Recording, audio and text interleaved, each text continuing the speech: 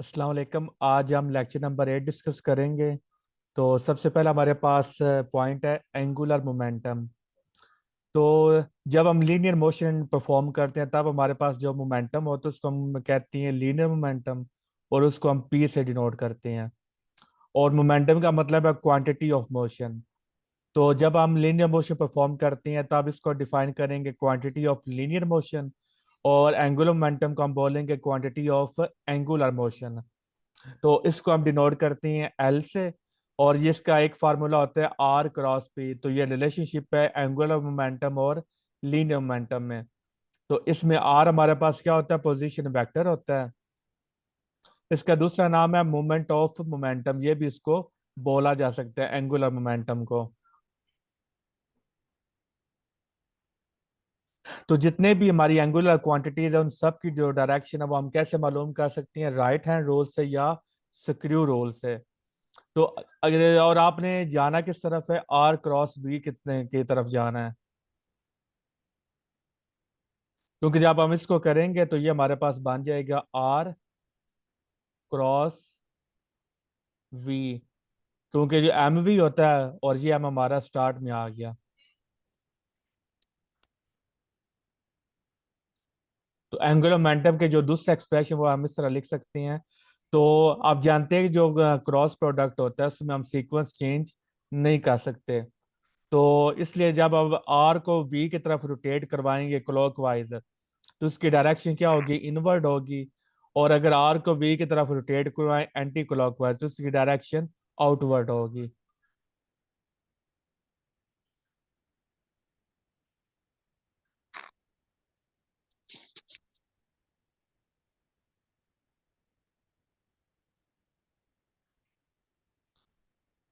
और ये हमारे पास पी इज इक्वल होता है एम वी। तो ये हमारे पास रिलेशनशिप आ गया आर क्रॉस वी। तो क्रॉस को जब हम रिमूव करें तो हमारे पास क्या आ गया, आर साइन थीटा। तो ये हमारा कौन सा परपेंडिकुलर, कौन सा कंपोनेंट होता है, हमेशा परपेंडिकुलर कंपोनेंट होता है। तो 95% जो केसेस होते हैं जिसमें हम न्यूमेरिकल सॉल्व करते हैं उसमें हमारे पास जो रे आर होता है वो हमेशा क्या होता है, परपेंडिकुलर होता है 95% केसेस में। और रिमेनिंग जो 5% है उसमें हमारे पास वी परपेंडिकुलर होता है। तो जब आप न्यूमेरिकल सॉल्व करेंगे तो आपने इस तरह वो ध्यान रखना है कि जो हमारा आर का जो कंपोनेंट है वो परपेंडिकुलर हमने हमेशा लेना है, पैरेलल कंपोनेंट हमने नहीं लेना। अगर न्यूमेरिकल में हमारे पास वेलोसिटी के कंपोनेंट्स दिए हुए हैं तो तब हमने कौन सा कंपोनेंट यूज करना है, हमेशा परपेंडिकुलर कंपोनेंट ही हमने लेना है।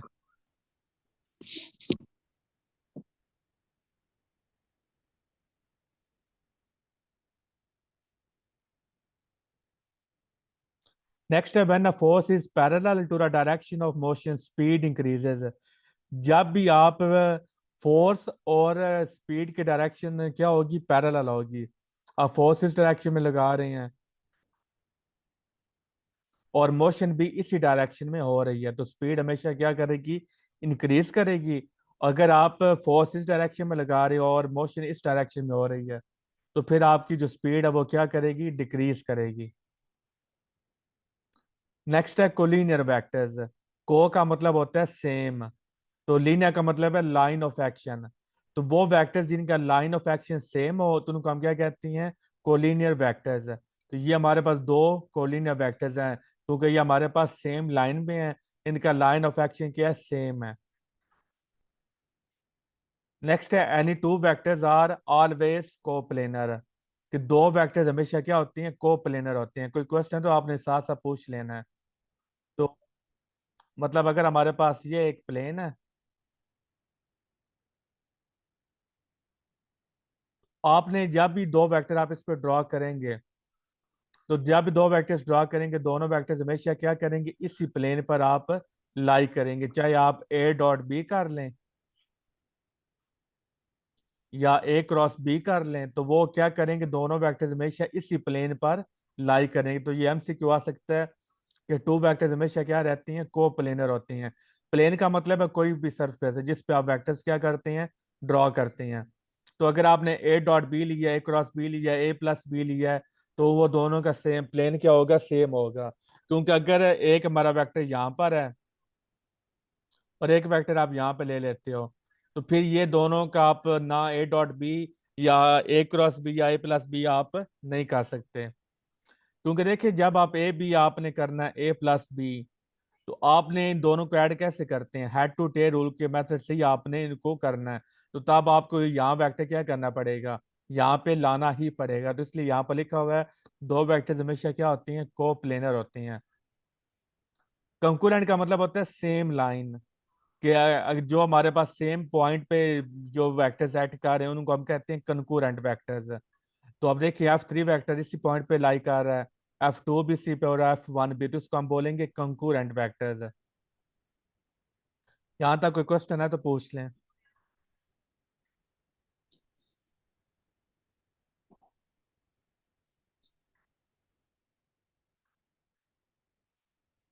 यहाँ तक एक क्वेश्चन है तो पूछ लें। नो सर, कोई क्वेश्चन नहीं है। ठीक है।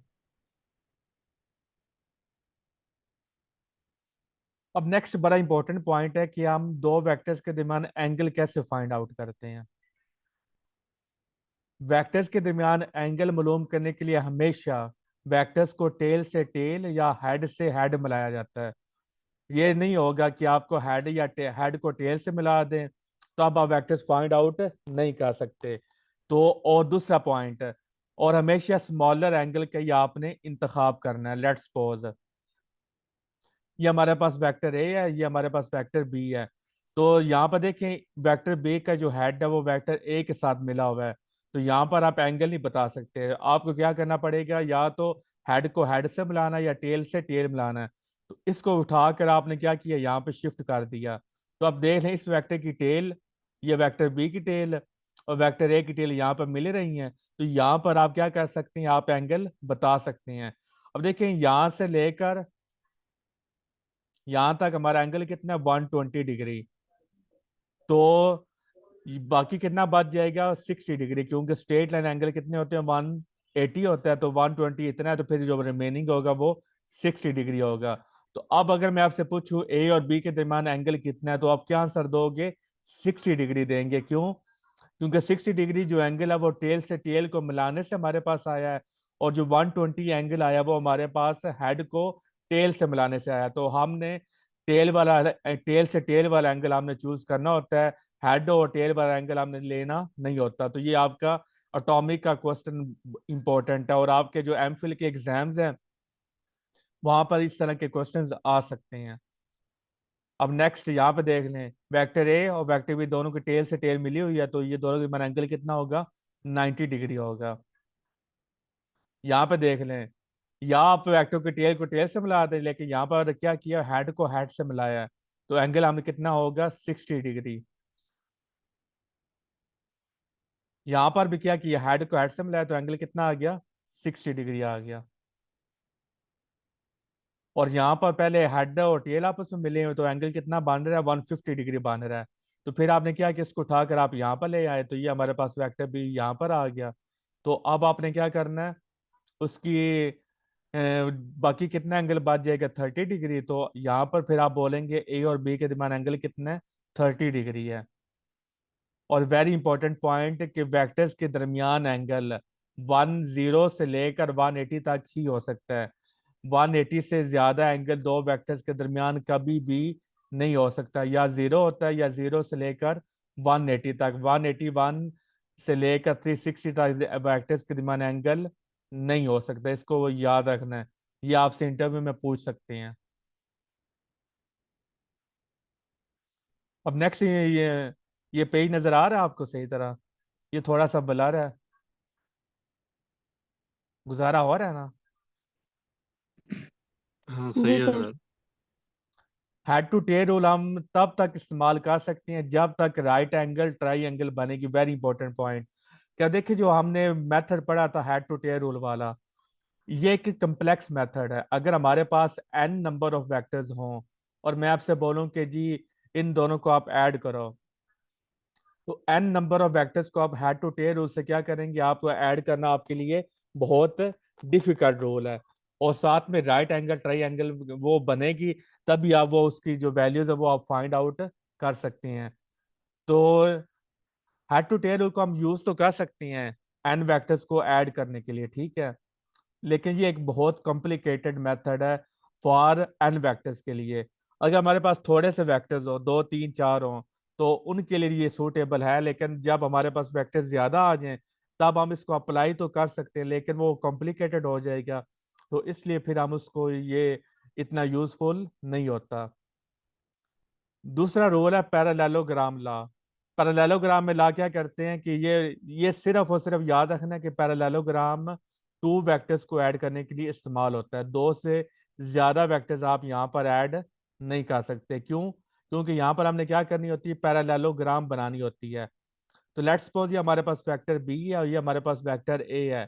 तो आपने इनको किस तरह ऐड करना है, इसको उठाकर आपने यहाँ पर ले आना है, पैरेलल शिफ्टिंग कर देनी है, और इस वेक्टर को उठाकर आपने यहाँ पे ले जाना है। तो ये हमारे पास वेक्टर ए बन गया। आपने पैरेलल शिफ्टिंग कर दी, क्यों ताकि ये हमारे पास पैरेललोग्राम क्या हो जाए, कंप्लीट हो जाए, और ये उसकी पैरेलल शिफ्टिंग होगी।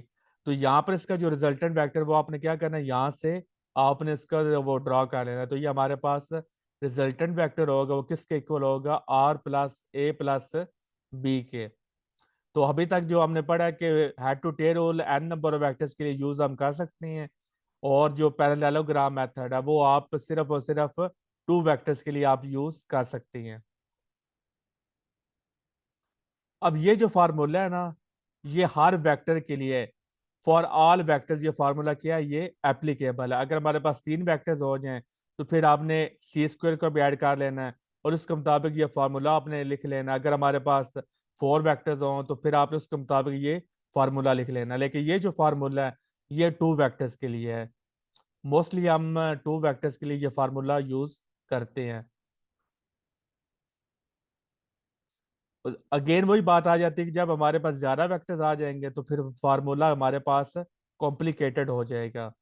तो टू वेक्टर्स के लिए ये फार्मूला हमारे लिए सूटेबल है, आसान है। तो थीटा हमारे पास एंगल क्या होता है, बिटवीन द वेक्टर्स होता है, और आर हमारे पास क्या होता है, डायगोनल ऑफ पैरेललोग्राम होता है। अच्छा, ये फार्मूला हमारे पास कहाँ से आया है? ये फार्मूला हमने यहाँ से पैरेललोग्राम से हमने ये डिराइव किया फार्मूला।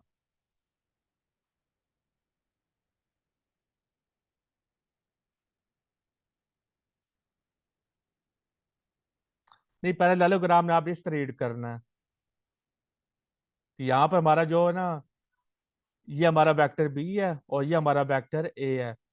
आपने पैरेललोग्राम को कंप्लीट करना है। पहली बात ये है कि पहले हमारे पास दो वेक्टर्स दिए हुए हैं, फिर आपने पैरेललोग्राम को कंप्लीट करना है। कैसे करेंगे? जो इस जितनी डायरेक्शन में जिस एंगल पे ये पड़ा होगा, उसी तरह सेम आपने यहाँ पर एंगल पे उठा के इसको ले आना है।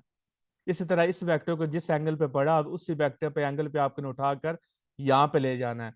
तो अब हमारे पास यहाँ पर पैरेललोग्राम क्या होगी, कंप्लीट होगी, उसकी चार साइड्स कंप्लीट हो गई हैं।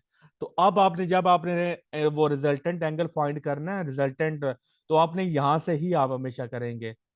वो हेड टू टेल रूल वाला आपने वो मेथड यहाँ पर यूज आपने नहीं करना। आपने पैरेललोग्राम वाला आप पढ़ रहे हैं, उसके रूल के मुताबिक आपने यहाँ से ही करना है। दूसरा डायगोनल भी ले सकते हैं, वो इश्यू कोई नहीं है, यहाँ से भी आप ले सकते हैं। तब फिर आप एंगल यहाँ से फाइंड आउट करेंगे। लेकिन ये बात ये है ना कि ये हमारे पास इमेजिनरी लाइंस हैं, ये वाली, और ये भी हमारे पास क्या है, इमेजिनरी लाइन है। तो जाहिर है जहाँ पर रियल में जब वेक्टर प्रेजेंट है तो हम एंगल वहां से लेते हैं। अगर हमारे पास एंगल यहाँ पे प्रेजेंट है, रियल वेक्टर यहाँ पर है, तो फिर हम जो डायगोनल लेंगे वो फिर हम यहाँ से ले लेंगे, ठीक है। तो चूंकि हमारे रियल वेक्टर्स यहाँ पे पड़े हुए हैं तो इसलिए हमने डायगोनल यहाँ से ली है। चूंकि ये दो लाइंस है, ये इमेजिनरी लाइंस है। यहाँ पे देखिए मैंने लिखा हुआ है कंप्लीट इमेजिनरी पैरेललोग्राम। तो चूंकि यहाँ पर वेक्टर्स इमेजिनरी हैं तो इसलिए यहाँ पर आप एंगल नहीं ले सकते। हाँ, अगर यहाँ पर हमारे रियल वेक्टर्स हों फिर आप एंगल यहाँ से आप ले सकते हैं। तो ये क्लियर है, ए खान?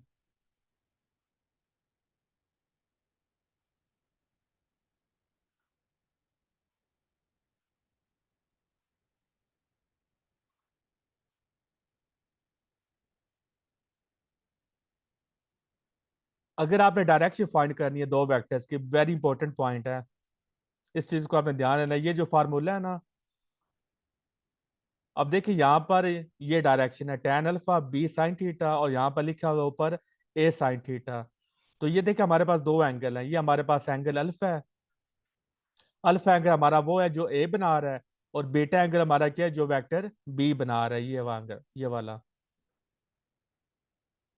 और जो टोटल एंगल वो हमारे पास क्या है, थीटा है।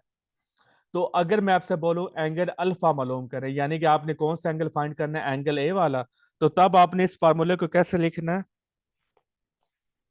आपने नीचे ये ए लिखना है। ए हमारा क्या है, जहां पर हम जिसका हमने एंगल फाइंड करना है उसको आपने विदाउट मतलब साइन या कॉस के आपने लिखना है, ठीक है। अगर मैं बी का बोलूं कि बीटा एंगल फाइंड करो, तो बी को आपने सबसे पहले क्या करना है, अकेले लिखना है, ठीक है। ये आपने दोनों काम में पहले करना है। तो याद रखने का तरीका ये है कि जिसका जो अकेला है, जिसके साथ साइन कॉस नहीं लगा होगा, आप वो एंगल फाइंड कर रही हैं। कि यहाँ पर हमने एंगल अल्फा फाइंड करना है, तो देख लें ए हमारा अकेला लिखा हुआ है, और बी के साथ नीचे कॉस है, और ऊपर बी के साथ साइन है। यहाँ पे देख लें बी का हमने एंगल फाइंड करना है, तो बी अकेला है, और ए के नीचे कॉस है, और ऊपर ए के साथ साइन है। तो कॉस ने हमेशा नीचे आना है और साइन ने ऊपर आना है। तो बस ये जो शिफ्टिंग है ना, ये वाले, ये आपने एंगल के हिसाब से आपने इसको चेंज करना है। अब ये वाला जो न्यूमेरिकल्स है, ये आपके एटॉमिक में आ सकते हैं, और एमफिल के एग्जाम में आ सकते हैं, और एफपीएससी में भी आ सकते हैं, और केपीके पब्लिक सर्विस कमीशन में भी आ सकते हैं। पीपीएससी में इस तरह के जो है ना डायग्राम वाले क्वेश्चंस हैं, वो इतने नहीं आते, लेकिन Khyber Pakhtunkhwa, Sindh public service commission, बाकी सभी में ना इस तरह के क्वेश्चंस आ सकते हैं। तो आपने वो इस चीज का ध्यान रखना है कि कौन सा एंगल वो पूछ रहे हैं। तो जिसका एंगल पूछे तो आपने वो उसकी वैल्यू उसको अकेला कर देना है, और बाकी आपने उसके साथ नीचे कॉस लिख लेना और ऊपर साइन लिख लेना है। यहाँ तक क्लियर है? कोई क्वेश्चन तो पूछ सकते हैं।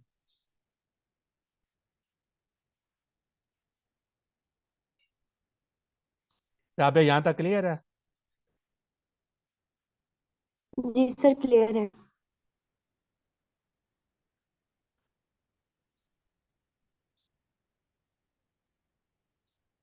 नेक्स्ट है fast subtraction of vectors. Addition of vector के लिए हमने क्या किया था, A square plus B square plus two A B cos theta. तो सब्ट्रैक्शन के लिए आपने क्या लिख देना, यहाँ पर माइनस लगा देनी है। तो वो हमारी मैं क्या हो जाएगी, सब्ट्रैक्शन ऑफ वेक्टर्स। अब ये वाला क्वेश्चन 2022 का जो अभी एग्जाम हुआ था, उसमें पूछा गया था कि वेक्टर्स का जो मैक्सिमम जो रिजल्टेंट है, वेक्टर्स कब देते हैं। तो जो रिजल्टेंट होता है हमारा, ये पीपीएससी में आया था 2022 का, जो 30 अक्टूबर को पेपर हुआ था। उसमें पूछा गया था कि मैक्सिमम जो रिजल्टेंट है वो कौन से एंगल पे होता है। तो उसका आपने ये फार्मूला याद रखना है कि जो रिजल्टेंट हमारा होता है वो क्या होता है, इनवर्सली प्रोपोर्शनल होता है एंगल के। तो resultant is inversely proportional to theta, मतलब एंगल। जितना एंगल कम होगा उतना रिजल्टेंट ज्यादा होगा, जितना नेक्स्ट। एंगल ज्यादा होगा उतना रिजल्टेंट क्या होगा, कम होगा। जैसा कि आप देख लें A B, A dot B, तो इनके मान अगर एंगल, क्योंकि हमने पढ़ा कि एंगल मैक्सिमम कितना हो सकता है, 180 तक। तो ए बी कॉस 180 कर लें, तो इसका आंसर क्या आएगा, -1 आएगा ना। और अगर यहाँ पर आप कॉस 0 पुट करें तो उसका आंसर क्या आएगा, +1। तो यानी कि कॉस के केस में आप देख सकते हैं कि मैक्सिमम रिजल्टेंट किस पे आया, 0 पे, और मिनिमम एंगल किस पे आया, 180 पे आया, नंबर 1। अगर आप साइन ले लें, इस साइन पे ये आपने ये कॉस वाले रखना है, क्योंकि वो जो है ना साइन पे, उसमें आप वो क्रॉस प्रोडक्ट करते हैं, वो दूसरा मेथड आप यूज करते हैं, उसमें आप आई जे कैप यूज करते हैं। उस हिसाब से आप उनको मल्टीप्लाई करते हैं तो वो मैट्रिक्स में चला जाता है। तो उसको आपने वो यहाँ पे अप्लाई नहीं होगा, आपने यहाँ पर सिर्फ कॉस का अप्लाई करना है, ठीक है। क्योंकि जो क्रॉस प्रोडक्ट है ना, वो मैट्रिक्स रूल्स को फॉलो करती है। तो वो हमें जब वो जो मैट्रिक्स के मुताबिक हम इसको क्या करते हैं, उसको मल्टीप्लाई करते हैं। और जो हमारी सिंपल डॉट प्रोडक्ट है, ये हमारी किस में होती है, ये सिंपल वो अलजेब्रिक रूल्स को फॉलो करती है। तो ये रिलेशनशिप आपने याद रखना है। कि जो रिजल्टेंट वेक्टर होता है वो हमारा एंगल के इनवर्सली प्रोपोर्शनल होता है।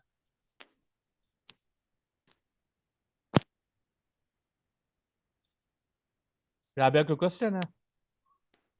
No sir. ठीक है। और ये आपसे इंटरव्यू में पूछ सकते हैं, जब आप उनको ये बात बताएंगे ना कि जो रिजल्टेंट है वो मिनिमम एंगल पे वो हमें मैक्सिमम रिजल्टेंट देगा, तो वो आपसे पूछ लेगा कि साइन 0 तो 0 होता है और साइन 90 तो 1 होता है। तो आपकी बात तो यहाँ पर गलत होगी, क्योंकि यहाँ पर तो 0 पे वो कम एंगल वो रिजल्टेंट दे रहा है और 90 पे वो हमें मैक्सिमम दे रहा है। तो तब आपने ये आंसर देना है कि जो साइन वाला है ना वो क्रॉस प्रोडक्ट को फॉलो करता है, और क्रॉस प्रोडक्ट जो है वो हमारे पास मैट्रिक्स रूल्स को फॉलो करते हैं, तो वहां पर मैट्रिक्स हम यूज करते हैं, तो इसलिए वो रूल यहाँ पर अप्लाई नहीं होगा। हाँ जी सर, डॉट प्रोडक्ट में इनवर्सली प्रोपोर्शनल है, क्योंकि ना जो क्रॉस प्रोडक्ट है वहां पर मैट्रिक्स आ जाती हैं, तो वहां पर फिर मैट्रिक्स के रूल्स अप्लाई होंगे, तो इसलिए ये सिर्फ डॉट प्रोडक्ट के लिए है।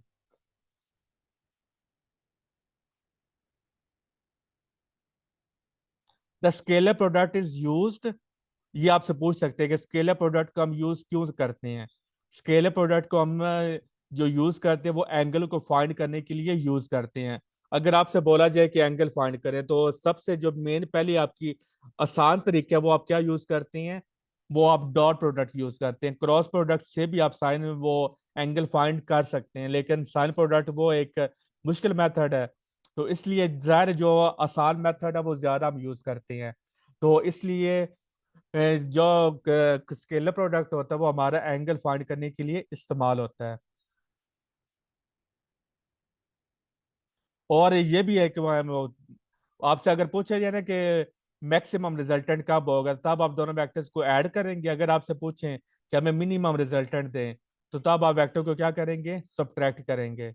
अच्छा, यहाँ पर आपको ना थोड़ा सा क्वेश्चन मैं पूछता हूँ कि 5 + 5, मैं बोलता हूँ इसका आंसर 0 है, क्या ये पॉसिबल है? वेक्टर्स की बात कर रहा हूँ। वेक्टर्स में 5 + 5 का आंसर 0 आ सकता है?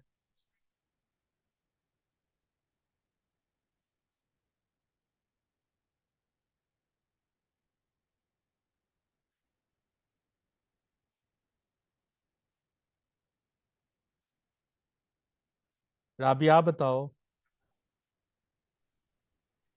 ये तो डिपेंड करेगा ना कि जैसे हम उसमें यूनिट वेक्टर का डील करते हैं कि आई क्रॉस आई या इस तरह का। नहीं मतलब ये मे बात भी ठीक आ मैंने जाए। लिखी है, ये बात मैं ठीक लिखी है।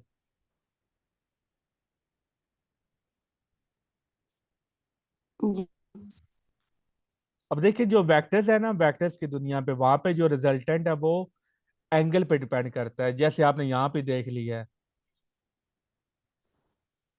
हाँ जी, जो हमारा वेक्टर्स का जो एडिशन या सब्ट्रैक्शन होती है वो एंगल डिपेंडेंट होती है, तो जैसे ही आप एंगल चेंज हाँ करेंगे जी। उसका रिजल्टेंट क्या हो जाएगा, चेंज होता चला जाएगा। चेंज। अब देखिए इन वेक्टर्स की कोई ना कोई तो रेंज होगी ना, तो अगर आपसे वेक्टर्स की जी रेंज बिल्कुल। पूछी जाए, तो आपने क्या करना है, दोनों को सब्ट्रैक्ट कर लेना है। तो जब आप सब्ट्रैक्ट करेंगे तो आंसर क्या आ जाएगा, 0। 0। और हाँ, जब प्लस करेंगे 10 आ जाएगा, इसकी रेंज 10 होती आ है 0 से जाएगा। 10 तक। तो अगर आपसे पूछा हाँ जाए जी। 5 + 5 का आंसर 11 है, तो वो क्या होगा, गलत होगा। क्यों? वो क्योंकि वो गलत हो गई। वेक्टर्स की रेंज में नहीं आ रहा। तो सिर्फ नहीं है, 0 से 10 करके। हाँ जी, 5 + 5 का आंसर 0 से लेकर 10 तक हो सकता है, 10 से ज्यादा आंसर नहीं हो सकता। तो ये बहुत इंपॉर्टेंट एमसीक्यू है, ये पास पेपर में पीपीएससी हाँ में जी। आया हुआ है। जी ठीक।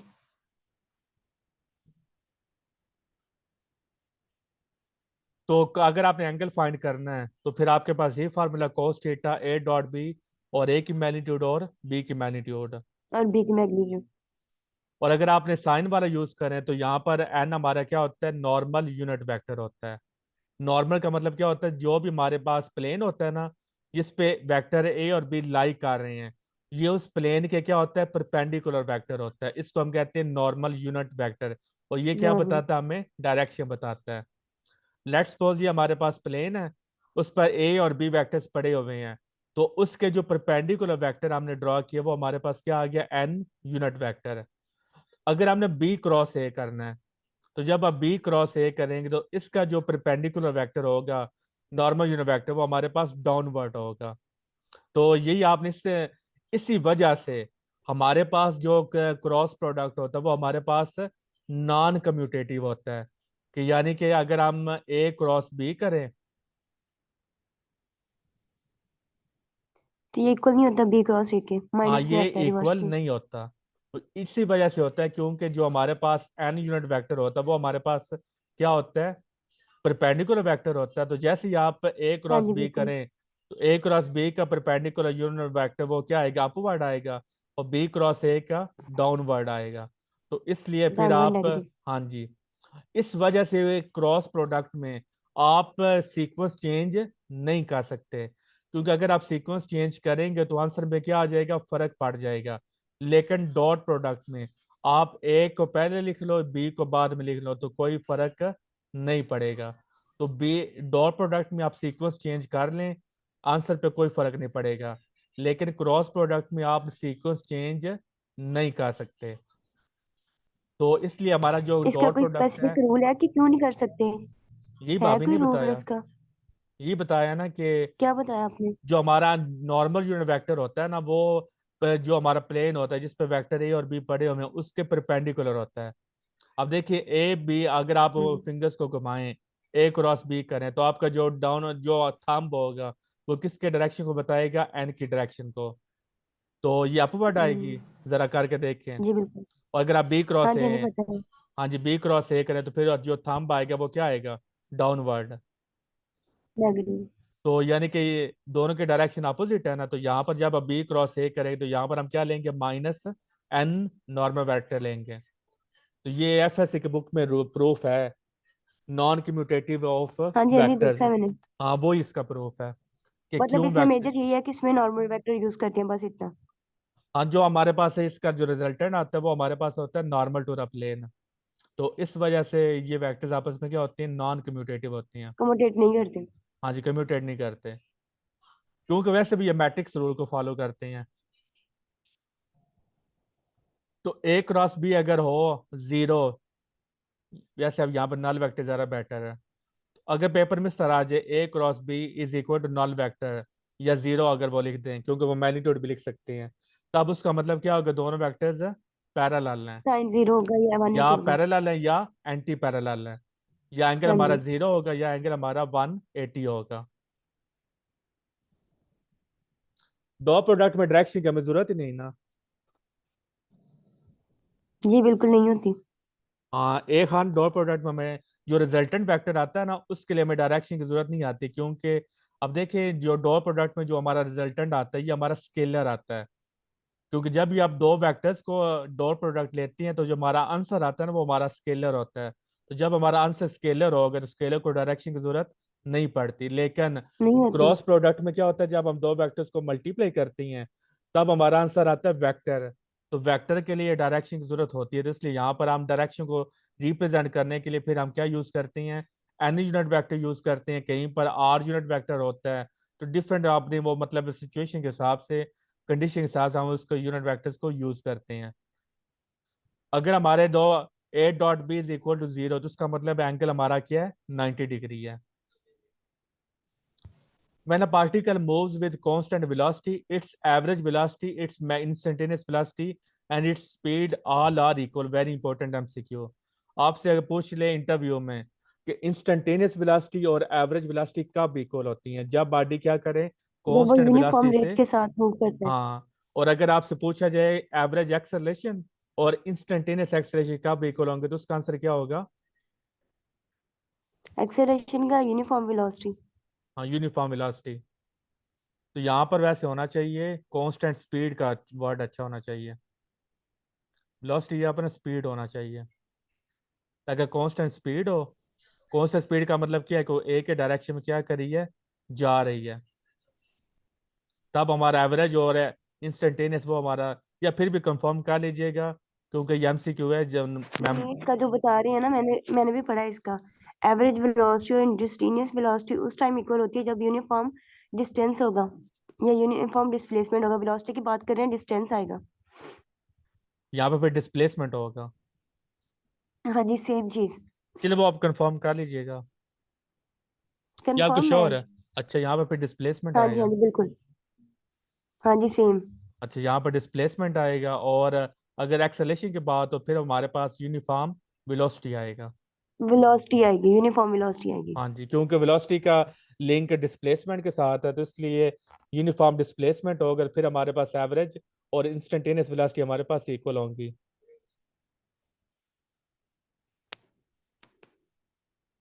ये लेक्चर्स पेड हैं ए खान, तो इसलिए ये ना डेमो लेक्चर आप इसको कंसिडर कर सकते हैं।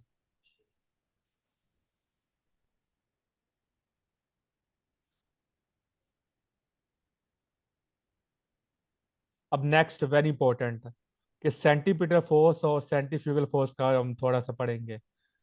सेंट्रीफ्यूगल फोर्स कोई सिरे से फोर्स, पहले सेंटीमीटर का पढ़ते हैं।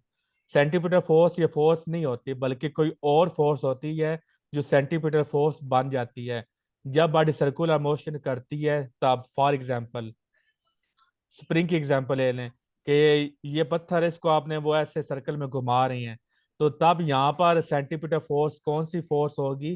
टेंशन की फोर्स। क्योंकि रस्सी में कौन सी फोर्स होती है? टेंशन की फोर्स। टेंशन। जब जब इलेक्ट्रॉन न्यूक्लियस की रिवॉल्व कर रहा है सर्कुलर मोशन में, इलेक्ट्रोस्टैटिक। तो यहाँ पे सेंटीमीटर फोर्स कौन सी होगी? Electrostatic force of attraction. तो यानी कि जैसे ही आपने केस बदला, सेंटीमीटर फोर्स भी क्या होती है? बदल जाती है। इसकी मीन्स ये खुद कोई फोर्स नहीं होती, बल्कि कोई और फोर्स होती है जो सेंटीमीटर फोर्स बन जाती है। और वेरी इंपॉर्टेंट कि it is a net force towards the centre. ये हमारे पास नेट फोर्स होती है टूवर्ड्स द सेंटर। कौन सी? Centimetre force. सेंटीमीटर। अब यहाँ पर हम देखेंगे डेथ वेल, मौत के कुएं में किस तरह वो मूव करते हैं। अब देखिए यहाँ पर हमारा जो बाइकर होता है वो यहाँ पर होता है, इस तरह वो क्या करता है? वो सर्कल में मूव करता है। ये उसके ये सारी यहाँ पर दीवार है, तो इस तरह वो क्या करता है? मूव करता है। तो आपने देखा होता है कि वो बड़ी तेजी से, तो उसकी जो स्पीड होती है ना वो बहुत तेज होती है। अगर उसकी स्पीड कम हो जाए तो वो फिर नीचे फॉल कर जाएगा। तो जैसे उसने वो इस तरह वो मौत के कुएं में घूमना है ना, उसकी स्पीड को उसने तेज रखना है। क्यों तेज रखना है? क्योंकि देखिए जो फ्रिक्शनल फोर्स है यहाँ पर, उसका जो टायर है और दीवार है, तो frictional force of wall which prevents the man from falling. तो ये फ्रिक्शन की फोर्स होती है जो मैन को क्या करती है? नीचे गिरने से रोकती है। और चूंकि आप देखिए ओके। यहाँ पर या उसकी मोटरसाइकिल है या टायर है, तो सरफेस की जो फोर्स होती है उसको हम क्या कहते हैं? Normal force. तो जब मौत के कुएं में जो बाइकर है वो सर्कल में मूव करेगा, तब जो सेंटीमीटर फोर्स कौन प्रोवाइड करेगा? नॉर्मल फोर्स प्रोवाइड करेगा। ठीक है। और अब जो इसका जो वेट है वो नीचे की तरफ एक्ट कर रहा है, और जो ये फ्रिक्शनल बिल्कुल है। फोर्स है वो ऊपर की तरफ एक्ट कर रही है। ऐसे ही है। और जो नॉर्मल फोर्स है वो टूवर्ड्स द सेंटर एक्ट कर रही है। सेंटर। अब ये कंडीशन है कि अगर ये वाली सेटिस्फाई हो, जो फ्रिक्शनल फोर्स अगर हमारी इक्वल हो या ज्यादा हो। किससे ज्यादा हो? वेट के। क्योंकि देखें अगर वेट की फोर्स ज्यादा हो जाए तो बॉडी ने साइकिल क्या करना है? नीचे गिर जाना है। तो इसको उठा के कौन रखी हुई है? फ्रिक्शनल की फोर्स। तो इसलिए जो वो टायर यूज करते हैं वो अच्छी क्वालिटी के होने चाहिए, ताकि वो ज्यादा जो फ्रिक्शन है वो प्रोवाइड कर सकें। और जो दीवार है उसमें कोई नमी, वो गीली वगैरह नहीं होनी चाहिए, ताकि जो फ्रिक्शन है वो एक अच्छी खासी प्रोवाइड हो। If this condition is satisfied then the body will not fall in the death well. और दूसरी कंडीशन जो सेंटीमीटर फोर्स वो कौन प्रोवाइड कर रही है? Normal force. तो दोनों को, तो ये हमारे पास फ्रिक्शन फोर्स क्या होनी चाहिए? वेट से इक्वल या ज्यादा होनी चाहिए। फ्रिक्शन फोर्स का फार्मूला क्या होता है? Mu N. तो न्यू एन। एन का फार्मूला क्या होता है? हमारे पास यहाँ पर सेंटीमीटर फोर्स है, तो वो हो जाएगी m v square over r. तो ये फार्मूला हमारे पास वेलोसिटी का। उसकी स्पीड इससे ज्यादा होनी चाहिए या इतनी होनी चाहिए, तब वो फॉल नहीं करेगा। क्योंकि जी की वैल्यू हमारी कांस्टेंट होती है, आर हमारा उसका वो रेडियल फासला होता है फ्रॉम द सेंटर, और म्यू क्या होता है? हमारा कोफिशिएंट ऑफ फ्रिक्शन होता है। फ्रिक्शन। अब देखिए जो हमारा ना स्पीड स्पीड की एक लिमिट होती है। अब जाहिर है वो ये तो नहीं कह सकते कि 400 मीटर पर सेकंड किलोमीटर की स्पीड से मूव करे, 500 किलोमीटर की स्पीड से मूव करें। क्योंकि स्पीड की एक लिमिट होती है, यहाँ पे लिखा हुआ है कि मोटरसाइकिल स्पीड की एक हद होती है, लिहाजा इतनी ज्यादा स्पीड वो नहीं अचीव कर सकता। तो फिर हमें क्या करना पड़ेगा? हमें म्यू को ज्यादा करना पड़ेगा। तो देखिए जब म्यू ज्यादा हो जाता है तो वी की वैल्यू क्या हो जाती है, कम हो जाती है। इट मीन जो यूनिवर्सिटी रिक्वायर्ड प्रोपोर्शनल वेलोसिटी है। क्या हो जाती है, कम हो जाएगी ना। जो रिक्वायर्ड वेलोसिटी है वो कम होगी, कब कम होगी, जब हमारे पास म्यू ज्यादा हो गया। इसका मतलब अगर हम अच्छी क्वालिटी का टायर यूज करें और सही वाले वो दीवार या मतलब फ्रिक्शन प्रोवाइड करें, तब फिर हमें ज्यादा तेजी से वो स्पीड की हमें जरूरत नहीं होगी, तो वो हम जो करता है वो हम अपना दिखा सकते हैं। लेकिन फिर भी यहाँ पर भी इसके एक लिमिट है कि हम उसकी जो फ्रिक्शन है वो एक हद तक कि हम वो बढ़ा सकती हैं। अब इतनी अच्छी क्वालिटी का टायर हम कहाँ से लाएं जो उसकी फ्रिक्शन को इतना ज्यादा कर दे कि स्पीड वो थोड़ी सी भी हो तब भी वो गिरे ना नीचे, ऐसा तो नहीं ना हो सकता। इसलिए फिर हम क्या करते हैं, एक बैलेंस रखते हैं कि स्पीड भी हम मॉडरेट वो या थोड़ी सी ज्यादा रखते हैं, और हम कोशिश करते हैं जो हमारा टायर है वो भी क्या हो, अच्छी क्वालिटी का हो। इन चीज़ों को मिला के फिर हम क्या करते हैं, वो डेथ फेल में हम चीज़ों को परफॉर्म करते हैं। तो अब 1 मिनट रह गया, तो यहाँ से फिर हम कल से अपना सैंड लेक्चर यहाँ से स्टार्ट करेंगे सेंट्रीफ्यूगल फोर्स से। या आई थिंक 1 मिनट में, या इस तरह करें, या मैं नोट सेंड कर दी ग्रुप में तो ये आप पढ़ लीजिएगा। अगर फिर आपको समझ हाँ में जी, ना आई, हम खुद कर लेंगे। हाँ तो अगर समझ में ना आई तो फिर आप वो मेरे से ना वो डिस्कशन करिए, ताकि फिर हम कल लेक्चर नंबर 10 स्टार्ट कर। लेक्चर नंबर कल 9 होगा ना हमारा। जी। हाँ कल फिर लेक्चर नंबर 9 होगा, क्योंकि मैंने उर्दू में लिखा हुआ है, तो होप सो आपको ये समझ आ जाएगी।